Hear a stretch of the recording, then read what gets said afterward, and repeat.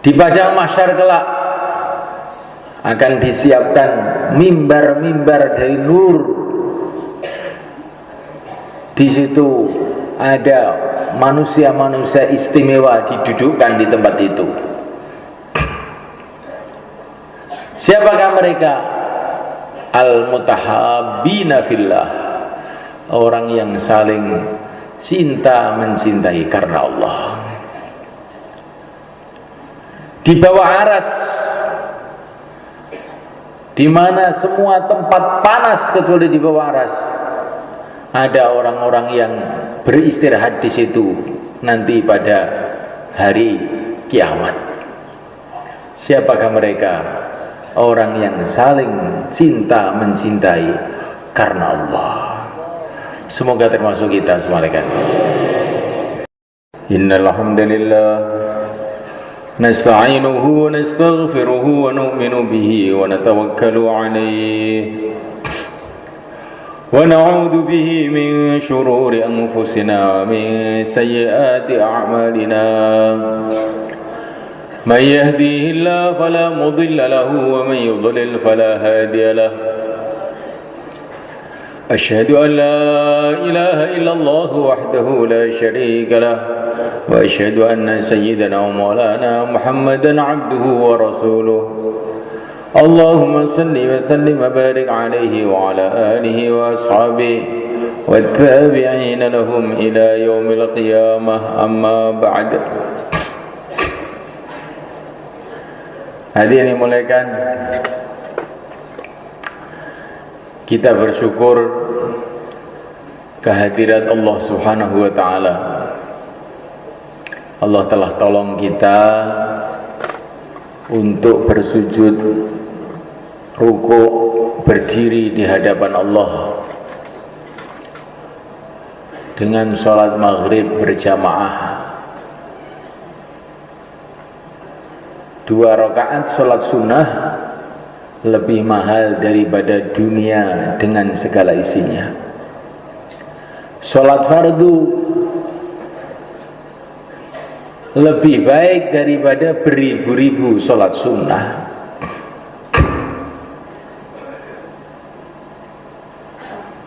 Maka alangkah besarnya karunia Allah yang telah Allah berikan kepada kita saat ini, menghadap kepada Allah. As-salatu mi'rajul mu'minin. Salat itu adalah mi'raj, menghadap langsung kepada Allah bagi orang-orang yang beriman. Seumpama kita tahu rahasia yang dikandung di dalam salat, pahala apa yang Allah akan berikan kepada orang yang sholatnya diterima, tentu kita akan sangat-sangat bergembira, sangat-sangat senang dengan sholat itu, melebihi kalau kita dikasih gunung-gunung emas. Kemudian malaikat Allah SWT telah tolong kepada kita semua sehingga kita duduk sama-sama semata-mata hanya karena Allah. Wajabat mahabbati lil mutahabbina fillah. Kata Nabi, Allah berfirman, pasti aku, Allah SWT, pasti Allah SWT akan mencintai orang-orang yang saling mencintai karena Allah. Pasti Allah akan mencintai orang yang berkumpul duduk karena Allah. Pasti Allah akan mencintai orang yang saling berziarah, saling kunjung mengunjungi karena Allah. Pasti Allah akan mencintai orang yang saling bantu membantu karena Allah. Semoga termasuk kita semua. Saling mencintai karena Allah, berkumpul duduk karena Allah, berziarah satu sama lain karena Allah, bantu membantu satu sama lain karena Allah. Ini satu hal yang mahal yang akan mendatangkan kecintaan Allah. Orang duduk karena sama-sama petani banyak, sama-sama pedagang karena urusan-urusan dunia, urusan ini, urusan itu semua adalah kecil malaikat. Tetapi kalau orang duduk semata-mata karena Allah, semata-mata mencari ridha Allah, inilah yang mahal. Di padang mahsyar kelak akan disiapkan mimbar-mimbar dari nur. Di situ ada manusia-manusia istimewa didudukkan di tempat itu. Siapakah mereka? Al-mutahabbina fillah, orang yang saling cinta mencintai karena Allah. Di bawah aras, di mana semua tempat panas kecuali di bawah aras, ada orang-orang yang beristirahat di situ nanti pada hari kiamat. Siapakah mereka? Orang yang saling cinta mencintai karena Allah. Semoga termasuk kita semua rekan.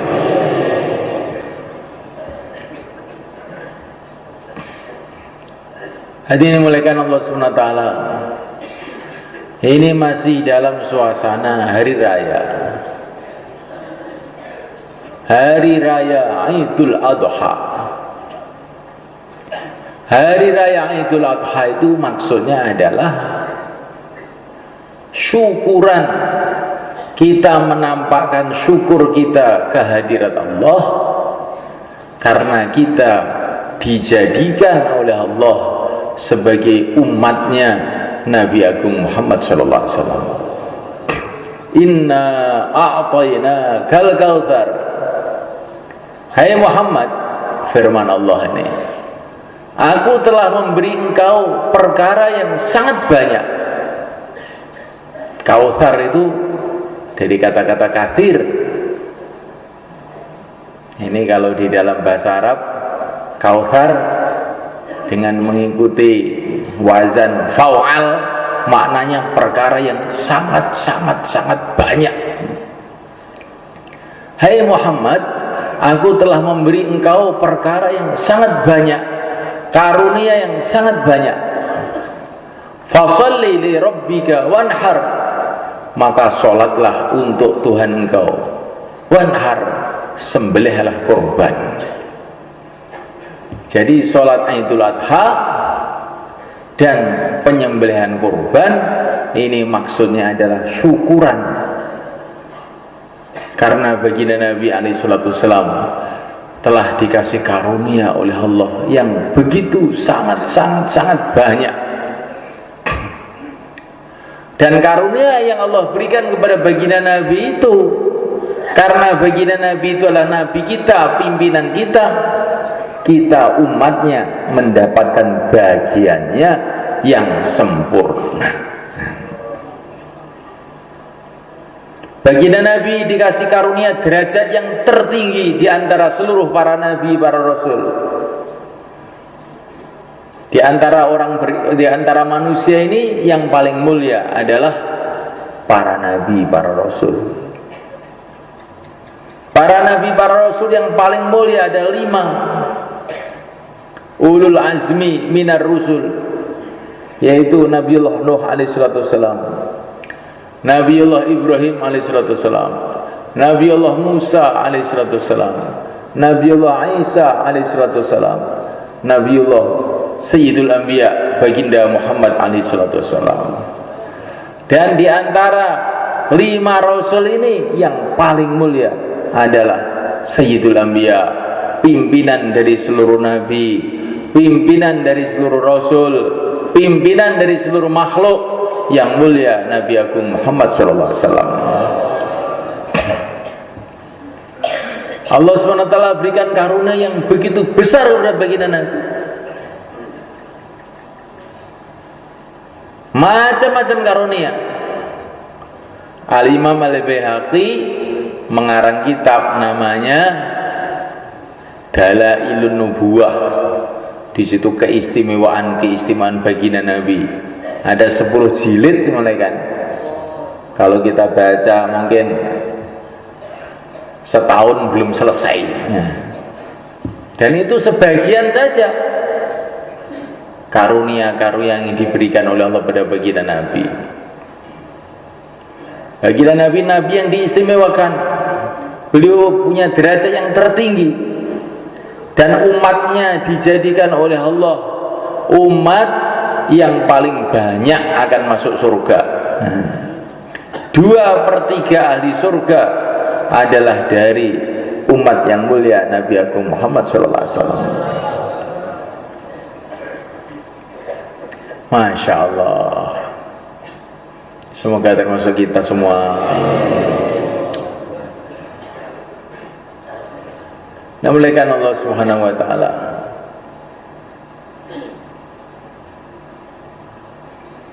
Allah Subhanahu wa taala memberikan karunia banyak sekali. Umat-umat yang dulu, umatnya Nabi Musa, umatnya Nabi Isa, itu begitu nabinya wafat, terus merosot, akhirnya sesat bareng-bareng. Total. Sesat bareng total. Tapi Allah jamin umatnya yang mulia Nabi Agung Muhammad SAW tidak akan bareng-bareng sesat. Tidak. Ada yang sesat, tapi tidak akan semua. Umatnya Nabi Musa sesat bareng, sampai ke tingkatan kitabnya yaitu Taurat dirubah-rubah. Isinya itu sama sekali bukan ajaran Nabi Musa lagi. Lebih pantas dikatakan cerita wayang daripada kitab suci Taurat itu. Kitab Taurat itu ceritanya lucu-lucu semuanya kan. Masa Gusti Allah gelut karo Nabi Ibrahim. Ya. Iki kok rumasan iki kaya calon ning trangkil lho. Di kitabnya itu jadi rubah-rubah sehingga tangan-tangan kotor, tangan-tangan jahil itu telah masuk, sehingga kitab Taurat sudah tidak ada yang asli lagi. Sesat bareng-bareng itu Bani Israel. Begitu juga umatnya Nabi Isa sesat bareng-bareng, sampai nabinya dijadikan Tuhan, manusia diangkat jadi Tuhan. Kan yang hebat itu yang ngangkat tuh sebenarnya, bukan yang diangkat tuh. Ya manusia kok diangkat jadi Tuhan tuh, yang ngangkat tuh kok iram temen nih kok. Disembelihkan Allah Subhanahu wa taala. Tapi umat yang mulia Nabi Agung Muhammad SAW dijamin la tastami ummati ala dhalalah, tidak akan sesat bareng-bareng. Akan senantiasa ada satu golongan dari umat ini yang terus terang membela agama, tidak peduli siapa saja yang menghalang-halangi, terus bersambung-sambung sampai hari kiamat. Semoga termasuk kita dan anak cucu kita. Nabi Isa alaihissalam, yang telah diangkat ke langit, nanti menjelang kiamat akan diturunkan lagi ke dunia untuk membasmi semua agama selain Islam, untuk membunuh semua babi yang ada di dunia ini. Ketika Nabi Isa turun ke dunia nanti menjelang hari kiamat, maka beliau akan menemukan orang-orang yang seperti para sahabat. Layal qayan nabdu Maryama rijalan hum mitlukum aw khairun minkum. Nanti Ibnu Maryam akan berjumpa dengan orang-orang yang seperti kamu, bahkan lebih baik. Jadi umat ini tidak akan sepi daripada kebaikan-kebaikan. Akan terus ada orang-orang baik di kalangan umat ini. Akan terus ada orang-orang yang berjuang di kalangan umat ini. Siapa orangnya? Hanya Allah yang tahu. Cuman kita berharap Allah memilih kita, keluarga kita, anak cucu kita, ahli kampung kita, terus sampai kiamat.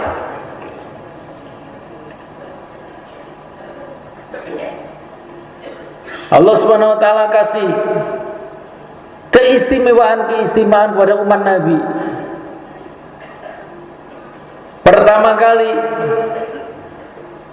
di antara keistimewaannya ini, amalannya sedikit, pahalanya besar. Paling sedikit pahalanya umat ini sekali amal seperti 10 kali amal. Man jaa bil hasanati falahu asyru amthaliha. Sekali amal seperti 10 kali amal. Umat dulu 10 kali sholat, umat ini 1 kali sholat, pahalanya sama. Tapi yang mulia Nabi Agung sallallahu alaihi wasallam usul, Allahumma zid li ummati, Allahumma zid li ummati, ya Allah tambahi lagi umatku, tambahi lagi umatku. Nah, kita dikasih tambahan 70 kali ganda. Sudah dikasih 70 kali ganda, masih doa lagi. Allahumma zid li ummati, Allahumma zid li ummati, tambahilah lagi, tambahilah lagi. 700 kali ganda. Doa lagi, ya Allah tambahilah umatku, tambahilah umatku. 700.000 kali ganda. Allahumma zid li ummati, ya Allah tambahi lagi umatku. Nabi itu Masya Allah kepada umatnya sayangnya itu. Innama yuwaffas sabiruna ajrahum bighairi hisab. Orang yang sabar di kalangan umatmu tak kasih pahala tanpa hisab. Nah, nggak ada yang bisa ngitung. Wes, titik. Ini semua barokahnya kita menjadi umat yang mulia Nabi Agung Muhammad SAW. Nah, mulai kan di antara keistimewaan umat ini, barokahnya keistimewaan nabinya, umat ini dikasih tugas meneruskan tugasnya para nabi, para rasul, bahkan meneruskan tugasnya Sayyidul Anbiya, pimpinannya para nabi, para rasul. Para nabi, para rasul tugasnya usaha agama di lingkungannya masing-masing, di kaumnya masing-masing. Yang mulia Nabi Agung Muhammad SAW tugasnya umat seluruh alam dari golongan jin dan manusia. Nah, kita ini umat, kita ini bukan nabi, bukan rasul, dikasih tugas meneruskan tugasnya seluruh para nabi, yaitu usaha agama di lingkungannya masing-masing, tempatnya masing-masing, namanya amal makomi, istilahnya orang-orang sekarang ini. Jadi kalau kita usaha agama di masjid kita, di kampung kita, harus kita tanamkan, ini kerjanya seluruh nabi, seluruh rasul. Ini kerjanya Nabi Adam alaihissalam, ini kerjanya Nabi Nuh alaihissalam, ini kerjanya Nabi Ibrahim alaihissalam, ini kerjanya Nabi Musa alaihissalam, ini kerjanya Nabi Isa alaihissalam, ini kerjanya yang mulia Nabi Agung Muhammad sallallahu alaihi wasallam. Maka kita ini bergerak ke rumah-rumah sekitar masjid kita, merasa meneruskan jejak 313 rasul, 124.000 nabi. Nah, insyaallah malaikat. Maka tidak boleh kita mengatakan saya di masjid saya cuman sendiri saja. Loh, sendiri bagaimana? Seluruh nabi, seluruh rasul bersama kamu kalau kamu itu melek matanya. Tapi karena kamu tidur, perasaannya nggak punya teman, seluruh nabi, seluruh rasul nemani kamu, matanya merem, tidak kelihatan. Insyaallah malaikat. Loh, Pak, insyaallah maksud apa ya? Jadi semulaikan, maka kita ini menghidupkan makom itu dengan semangat, senang gitu. 313 Rasul bersama kita, 124.000 Nabi bersama kita, nur mereka bersama kita, barokah mereka bersama kita. Bismillah, bergerak, seneng gitu. Sehingga nanti itu 2 jam, 3 jam, 4 jam itu sudah nggak terasa, saking senengnya. Kayak saya Ilyas dulu, kalau silaturahim, jauhlah 3 hari lupa makan. 3 hari itu lupa makan, padahal rotinya sudah dibawa, nggak sempat makan, puter aja. Ketika beliau berjauhlah di Mekah, maka jumpa seorang wali Allah. Maka wali Allah tadi melihat saya Ilyas itu putar ke kampung-kampung, ke rumah-rumah itu di Mekah. Maka beliau mengatakan, Syekh Ilyas, kalau kamu tahu besarnya pahala yang Allah akan berikan kepada kamu dengan kerja seperti ini, kamu akan mati seketika, nggak akan bisa hidup lagi. Saking senengnya. Akan mati seketika saking senengnya. Orang tuh kalau saking senengnya itu jantungnya deg deg deg deg deg deg jebol, nggak kuat. Seperti Syekh Yusuf yang ngarang Hayatus Sahabah itu, waktu istimak di Pakistan, bayan semangat, bayan cerita pentingnya dakwah. Di tengah-tengah bayan brol, muntah darah. Diangkat, gak usah, ini jantung saya jebol. Tadi waktu saya bayan, Allah tampakkan kepada saya pahala yang terkecil dari orang yang berjuang. Gak kuat dada saya saking senengnya, ini sudah jebol. Gak usah dibawa ke rumah sakit, jebol, gak kuat. Nah, pahala yang terkecil. Nah, kalau yang pahala yang terbesar bagaimana? Bukan hanya jantungnya yang jebol. Jadi semulaikan Allah Ta'ala, Allah. Tapi di samping itu juga kita harus memikirkan bagaimana kita ini umatnya yang mulia Nabi Agung Muhammad SAW. Jangan memikirkan lingkungannya saja, memikirkan seluruh alam. Ini merupakan ciri khas yang mulia Nabi Agung Muhammad SAW. Tidak ada nabi yang diutus seluruh alam itu, nggak ada selain baginda Muhammad SAW. Tidak ada umat yang disuruh seluruh alam, tidak ada kecuali umat baginda Muhammad SAW. Caranya bagaimana? Ternyata kerja seluruh alam itu mudah. Tiap hari silaturahim 2,5 jam di sekitar masjid kita. Cerita pentingnya agama ini penting betul.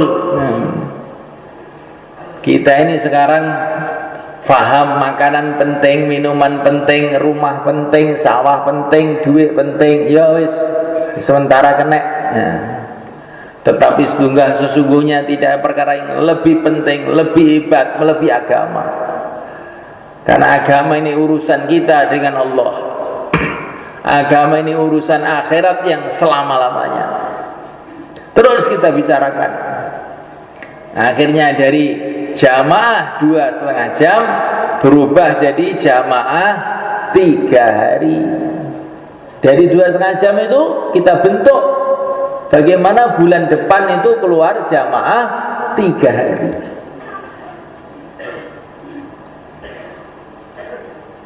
Dunia penting Pak, tapi akhirat lebih penting lagi. Dunia akan kita tinggalkan Pak, akhirat akan datang. Kita bicarakan terus-menerus tiap hari. Akhirnya teman-teman kita ada kesiapan untuk keluar 3 hari bulan depan, insya Allah.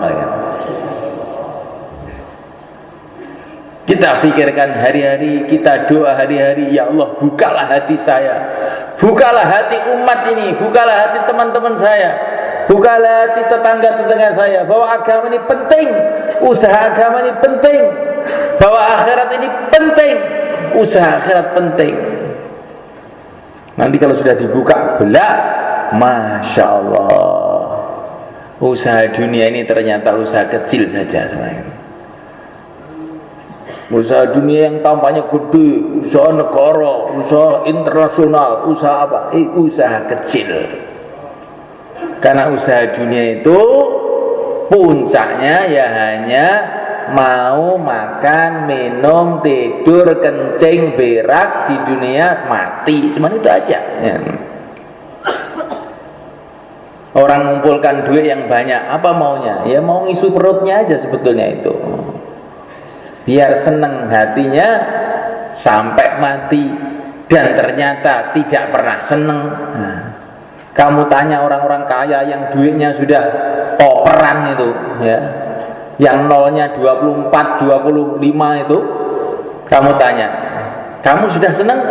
Belum, nanti masih kurang Pak. Saya itu pernah silaturahim sama orang di Bali sana. Duitnya itu banyak, kentalan, duitnya itu kentalan. Nggak bisa dihitung, kentalan. Baru datang, assalamualaikum, duduk sebentar, belum minum, belum apa, dia sudah ngomong, Pak Kiai, orang-orang itu mengatakan saya ini orang kaya, saya ini belum kaya Pak Kiai. Loh, itu pabrik saya sana belum jadi, rumah saya belum jadi, ini belum. Loh, saya ini nggak mau minta duit sama kamu, kok kamu cerita gitu, untuk apa ya. Perasaannya itu masih melarat aja sama malaikat. Sampai dia ini kurus, bajunya banyak, dia cuma pakai sarung tok sama kaos. Ya, kira-kira bajunya banyak orang kaya. Itu di Temboro orang begitu juga banyak. Pakai sarung, pakai kaos gitu banyak. Itu dia juga begitu juga. Masya Allah subhanahu wa ta'ala. Jadi orang dunia itu inginnya itu dapat dunia, bisa bahagia, ternyata tidak bisa bahagia juga. Ternyata tidak bisa tenang juga. Orang miskin sibuk mencari uang, kalau orang kaya sibuk ngatur uang. Podo-podo sibuknya. Yang miskin mumet karena mencari uang, yang kaya mumet karena ngatur uang, ingin tambah lagi. Nah, mulaikan Allah Subhanahu wa ta'ala. Maka kita doa kepada Allah, ya Allah, buka lagi hati saya ini ya Allah. Hati saya ini telah gelap ya Allah. Gelap. Hati gelap itu bagaimana? Pikirannya dunia saja gelap. Kalau orang itu mikir dunia gelap, hatinya gelap, sumpah. Ya Allah, bukalah hati saya, bukalah hati keluarga saya, bukalah hati umat ini ya Allah, sehingga mereka yakin kepada Engkau, tahu kehebatan Engkau, keagungan Engkau, paham bahwa mereka dijadikan untuk negeri akhirat yang selama-lamanya, bukan untuk dunia ini, sehingga bulan depan bisa keluar 3 hari penuh dengan kesungguhan. Insya Allah, malaikat. Kemudian jamaah 3 hari itu sebelum pulang sudah dikasih mudzakarah, ngomong-ngomong kapan kita mau keluar 40 hari. Kita ini umat Nabi Muhammad SAW punya tugas untuk memikirkan umat seluruh alam. 3 hari belum cukup, kita perlu meningkatkan usaha 40 hari. Bulan apa kamu 40 hari? Ayo bareng-bareng aja. Akhirnya siap 40 hari. Sebelum pulang 40 hari janjian kapan 4 bulan. Setelah 4 bulan sudah janjian kapan IPB, kapan negeri jauh. Dari jamaah 2,5 jam memikirkan seluruh alam. Insyaallah, malaikat. Mudah apa sulit? Mudah, tidak sulit. Tapi syaratnya, supaya usaha agama itu mudah, itu syaratnya bagaimana? Syaratnya pertama kali yakin bahwa Allah Subhanahu wa ta'ala berkuasa berbuat apa saja. Kalau sudah yakin terus doa. Allah berkuasa, berbuat apa saja yang Allah kehendaki. Ada nabi-nabi yang kaya, ada nabi-nabi yang miskin, tapi mereka bisa berjalan terus dalam perjuangan sampai akhir hayat mereka dan sukses. Ada nabi yang kaya raya kayak Nabi Sulaiman, ada nabi yang tidak punya apa-apa kayak Nabi Isa. Kedua-duanya terus berjalan. Nah, kalau saya jadi orang kaya kayak Nabi Sulaiman akan terus. Kalau saya jadi orang nggak punya apa-apa kayak Nabi Isa juga terus jalan. Allah berkuasa. Wali Songo dulu tidak punya mobil, tidak punya sepeda motor, tidak punya HP, tidak punya internet, tidak punya radio, tidak punya FM, tidak punya televisi, bisa menyebarkan agama seluruh Nusantara dalam waktu cuma 40 tahun saja. Kok bisa begitu? Allah telah tolong mereka. Titik. Syekh Muainuddin Al-Justi ini bukan sahabat, bukan apa, orang sebelum Wali Songo. Dia telah mengislamkan orang India, orang Pakistan, orang Bangladesh dalam waktu yang sangat singkat. Kalau Allah menolong seseorang, nggak ada perkara yang sulit. Tapi kalau Allah tidak menolong, tidak ada perkara yang mudah. Bismillah, ya Allah tolonglah kami bergerak. Jadi supaya mudah itu pertama kali yakin, bukan supaya mudah itu kita harus punya sepeda motor biar dakwah itu mudah. Supaya mudah dakwah ini ya kita harus punya mobil. Supaya dakwah ini mudah saya harus jadi bupati dulu. Kalau jadi bupati nanti seluruh kabupaten dakwah semua, bukan seluruh kabupaten pajak semua, bukan dakwah semua. Dakwah itu kaitannya dengan hidayah Allah, tidak ada kaitan dengan tetek bengak yang ada di dunia ini. Maka subhanallahi Allah Subhanahu wa taala terus berjalan dengan yakin, dengan doa, dengan akhlak yang baik. Karena apa? Orang yang akhlaknya tidak baik, doa-doanya nggak makbul. Maka harus akhlak yang baik. Jangan suka menggunjing orang. Lemah lembut. Fabima rahmatin minallahi linta lahum walau kunta faddan ghalidhal qalbi lang faddu min hawlik fa'fu anhum wastaghfir lahum wasyawirhum fil amr. Ini arahan Allah Subhanahu wa taala kepada nabinya di dalam mengerjakan dakwah. Apa itu? Fabima rahmatin minallahi linta lahum. Lembut. Dakwah itu harus lembut. Tidak ada kekasaran dalam dakwah. Lembut, kelembutan. Dengan rahmat Allah, hai Muhammad, kamu bisa lembut. Walau kunta faddan ghalidhal qalbi lang faddu min haulik. Kalau kamu keras hatinya, kasar ngomongnya, orang-orang akan lari dari kamu. Baginda Nabi ini orang yang paling istimewa seluruh alam. Wajahnya yang paling ganteng seluruh dunia, keringatnya wangi melebihi kasturi. Baginda Nabi itu, sehingga kalau Nabi itu tidur banyak keringat, maka istrinya itu keringatnya itu diambil untuk minyak wangi. Rasulullah itu keringatnya wangi, nggak kayak keringatnya kamu. Oh, masya Allah. Keringatnya wangi, wajahnya ganteng, suaranya enak, ilmunya tertinggi, pengalamannya bumi langit. Tapi Allah berfirman, kalau kamu kasar, orang-orang lari. Maka dakwah ini tidak ada kekasaran. Lembut. Terus fa'fu anhum, memaafkan. Kalau ada orang menyakitkan hati kita, kita maafkan. Wa'fu anhu. Ini penting memaafkan ini mereka. Bukan hanya supaya dakwah ini jalan, tetapi orang yang senantiasa memaafkan akan masuk surga tanpa hisab. Nah, di padang mahsyar ada pengumuman. Sebelum ada hisab, sebelum orang ditanya amal-amalnya, ada pengumuman khusus.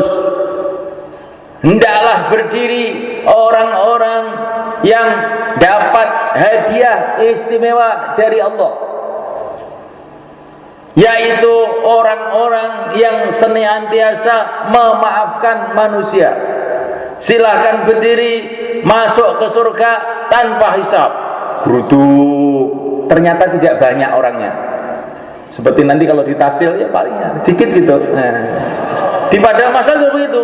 Ketika ada iklan yang biasa memaafkan manusia, silakan berdiri masuk surga tanpa hisab. Ternyata tidak banyak. Masuk sana. Nah. Ada pengumuman lagi. Silakan berdiri ke surga orang-orang yang dapat hadiah istimewa dari Allah, yaitu orang-orang yang senantiasa bangun tahajud ketika orang-orang pada tidur. Silakan berdiri. Telinga-lingu, aku temburu terus ya. La haula wala quwwata illa billah. Ternyata ini ahli tahajud itu juga tidak banyak. Sudah, silakan ke surga. Ini orang-orang ini aja yang dihisab ini, orang-orang ngantuan yang dihisab. Nah, masya Allah mereka. Waktu itulah kita ini akan menggigit jari kita. Ngerti gitu saya akan memaafkan orang terus. Ngerti gitu saya akan tahajud terus. Wah, wes kelewat ini gimana ini?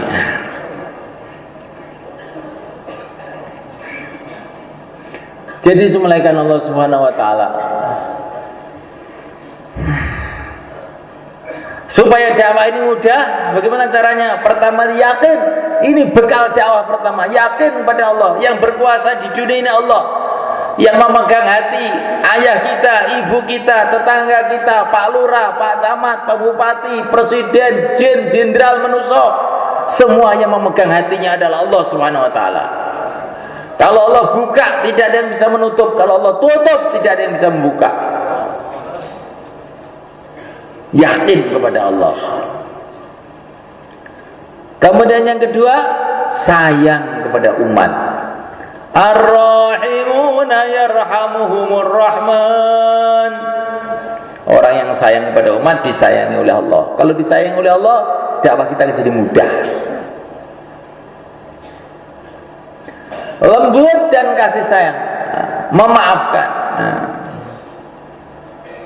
Bukan hanya memaafkan, wastaghfir lahum, kita doa kepada Allah, ya Allah maafkanlah umat ini, ampunilah umat ini, ampunilah umat ini. Barang siapa yang berdoa kepada Allah, ya Allah ampunilah umat Islam, ampunilah umat Islam sehari semalam 25 kali, maka doa-doanya akan makbul.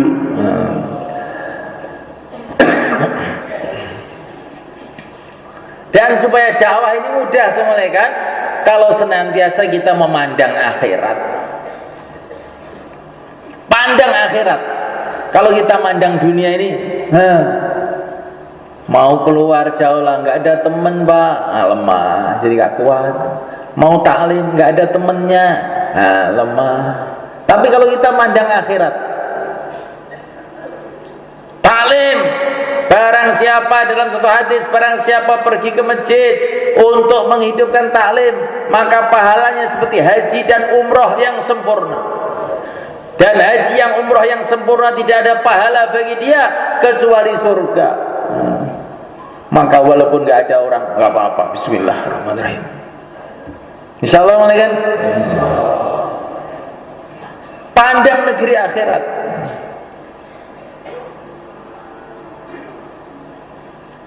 Orang yang datang ke masjid untuk menunaikan sholat Jumat, maka setiap langkahnya dihitung seperti ibadah 1 tahun. Maka walaupun jauh masjidnya, kita berjalan. Nah, dakwah ini bukan untuk pergi Jumatan saja, tapi dakwah ini adalah untuk mengajak seluruh umat Islam untuk Jumatan semuanya. Hanya pergi ke masjid untuk Jumatan, pahalanya satu langkah seperti ibadah 1 tahun. Lah kalau usaha mengajak seluruh umat Jumatan semua, pahalanya sudah nggak bisa dihitung. Maka kita sungguh-sungguh di dalam membuat jaulah, membuat khususi silaturahim. Kemudian sampaikan supaya dakwah itu jadi mudah, pandang kehidupan orang-orang mulia, kehidupan para nabi, para rasul, para sahabat, para wali-wali Allah dulu. Yang kita pandang jangan orang-orang sekarang ini, yang kita pandang para nabi dulu. Bagaimana para nabi dulu siang malam telah berjuang untuk agama, akhirnya mereka dicintai oleh Allah, dimuliakan oleh Allah, ditolong oleh Allah, dijaga oleh Allah, dimenangkan oleh Allah, disukseskan oleh Allah.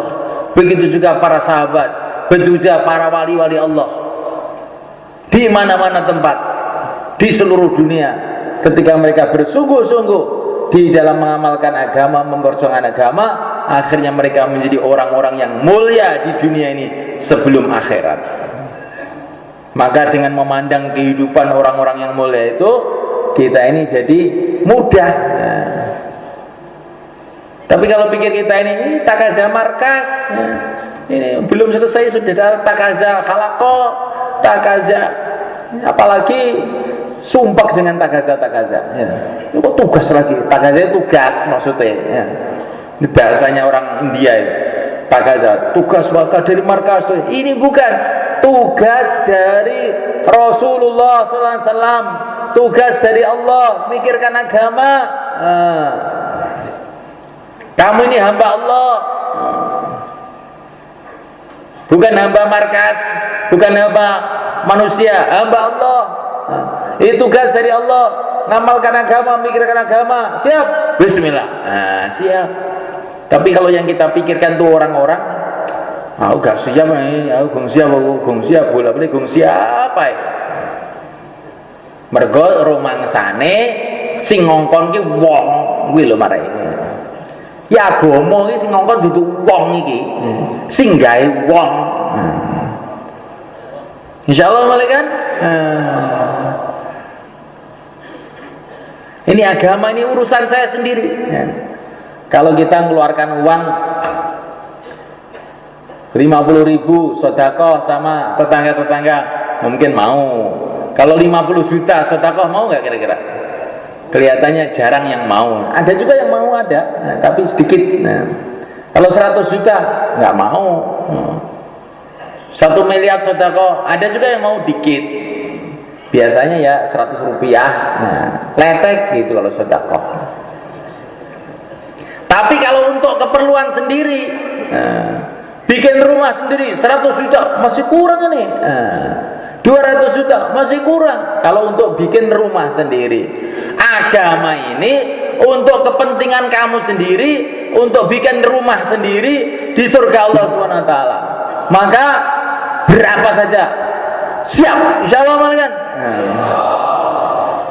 Kalau kita ini disuruh kerja bakti di rumahnya orang atau di kampung, ya kita ini berat. Tapi kalau kita ini mencangkul di sawahnya sendiri, walaupun bertahun-tahun, ya siap saja. Sawahnya sendiri. Lah agama ini sawah kamu sendiri untuk akhirat kamu sendiri. Maka walaupun macul berbulan-bulan, bertahun-tahun untuk agama juga nggak apa-apa. Insyaallah kan. Jadi jangan ada pikiran agama ini kepentingannya orang, agama ini kepentingan saya. Yang butuh akhirat itu bukan hanya para nabi, para rasul, saya pun akan ke akhirat juga. Yang perlu akhirat itu bukan para wali-wali saja, saya juga akan ke akhirat juga. Saya ingin surga juga, saya ingin mati juga. Sebentar lagi saya akan mati.